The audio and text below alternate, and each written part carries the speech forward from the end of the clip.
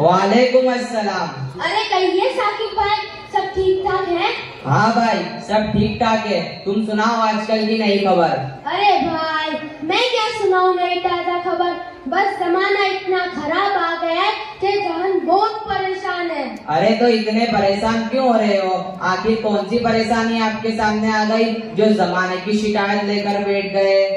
ओफो मेरे भाई, रोज बरोज अपनी आंखें देख रही है कि बेदीनी का सैलाब बढ़ता जा रहा है। लोग दिन से कोसों दूर जाते जा रहे हैं। मकरो फरेब का बाजार गर्म है।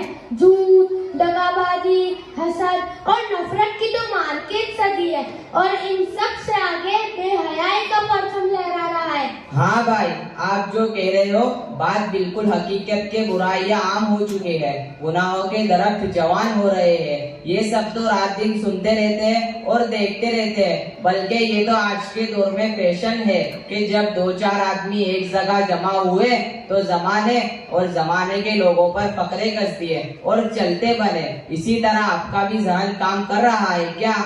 अरे भाई, थोड़ा जबान संभाल कर बात करो। मुझे तुमने सिर्फ बातें बनाने वाला समझ रखा है क्या? क्या मैं अपने कलेजे को चीर कर दिखाऊं कि मेरे दिल में कौम के लिए कितना दर्द है और मैं रातों को कौम के लिए कितना तड़पता हूँ? ओहो भाई, आप तो बिगड़ रहे हो।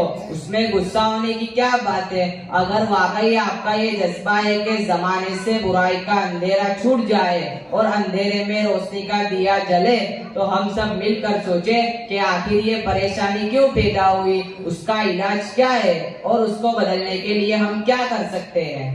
हाँ, तो आप ही बताओ, हम क्या कर सकते हैं? अगर वाकई आपको इस हालात पर अफसोस है और आप चाहते हैं कि बुराई का सैलाब खत्म हो जाए, तो बातें बनाने से कुछ नहीं होगा। इसके लिए मैदान में उतरना पड़ेगा।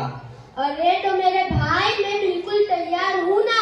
उस रास्ते पे मार तो क्या, मेरी जान भी क्यों ना चल जाए तो भी मैं उसके लिए तैयार हूँ। हाँ, तो सबसे पहले आप अपने घर वालों से शुरू कर दे। अच्छा, यानी सबसे ज्यादा बिगड़ा हुआ मैं या मेरा घर ही तुमको दिख रहा है? अस्सलामुअलैकुम। वालेकुम अस्सलाम। अल्लाह तबारक व तआला का लाख लाख शुक्र और उसका एहसान है कि इस नेक मजलिस में मुझे हाजिरी का मौका फराहम किया। मैं आप लोगों की दिलचस्प गुफ्तगू को काफी देर से सुन रहा हूँ। गुफ्तगू का टॉपिक बहुत अहम है, क्योंकि दूसरों पर बातें बनाना बहुत आसान है और खुद उस पर अमल करना बड़ा मुश्किल है। आज सूरत हाल यही है। अच्छा, तो आप भी मेरे सीने पर डाल दे रहे हो?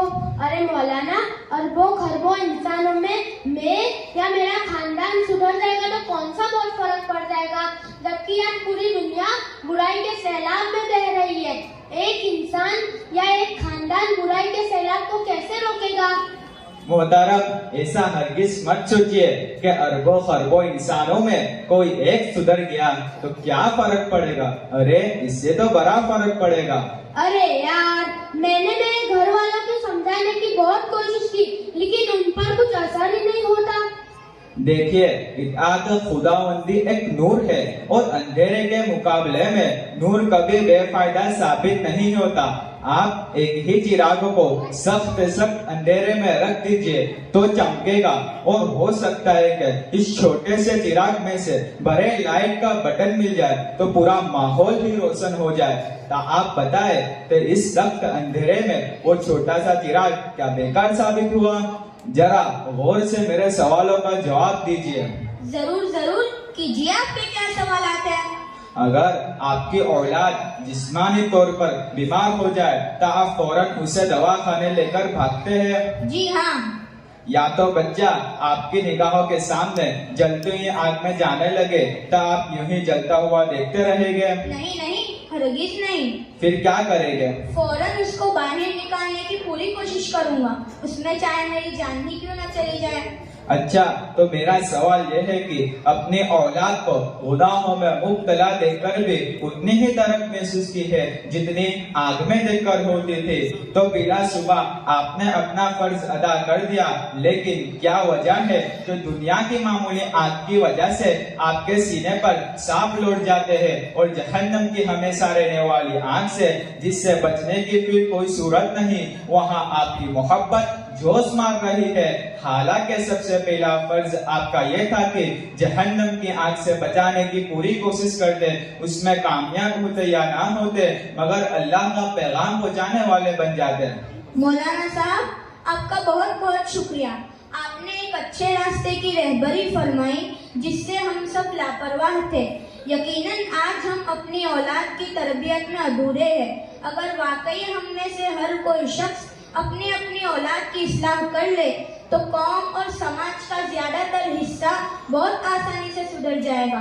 मौलाना साहब, आपने दिल खुश कर दिया और अब दिल से ये दुआ निकलती है कि अल्लाह ताला तमाम बड़ौदा के मकातिब, मदारिस और उनमें ताउन करने वालों को हर आफत व मुसीबत से बचाए, उनके कारोबार में बरकत अता फरमाए और आखिरत में नजात का जरिया बनाए, क्योंकि उन्होंने इस बेदीनी के माहौल में दीन का पौधा लगाया। अल्लाह ताला इस पौधे को बगीचों में तब्दील फरमाए।